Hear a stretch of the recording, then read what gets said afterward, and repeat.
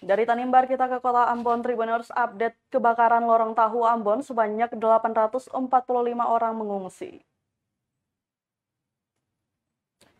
Sebanyak 845 orang mengungsi akibat kebakaran yang terjadi di lorong tahu Ambon pada Jumat 9 Desember 2022 lalu. 511 orang diantaranya mengungsi di tenda-tenda yang disediakan dan sisanya tersebar di luar tenda. Sejumlah pengungsi tersebut tercatat saat aparat Polsek Sirimau Polresta Ambon melakukan pendataan sementara terhadap korban kebakaran pada Minggu 11 Desember 2022. Kabid Humas Polda Maluku Kombes Pol Emrum Ohirat mengungkapkan sejumlah data pengungsi atau korban terdampak kebakaran ini masih sementara.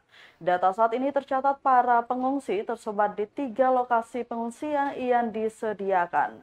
Titik lokasi pengungsian pertama berada di kantor Lurah Rijali, tercatat sebanyak 235 orang yang tersebar di tenda 1, sejumlah 47 orang, tenda 2, 65 orang, dan tenda 3, 123 orang.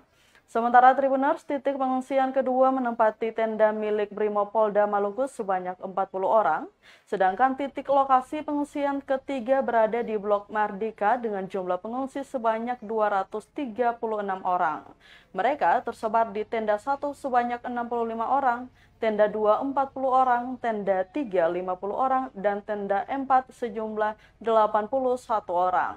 Di sisi lain, Tribuners mengaku Polda Maluku juga menempatkan personil pengamanan sejumlah area kebakaran. Di antaranya lokasi depan Ruko Pasar Mardika, jembatan depan kantor Puskesmas Rijali, dan Lorong Mangga.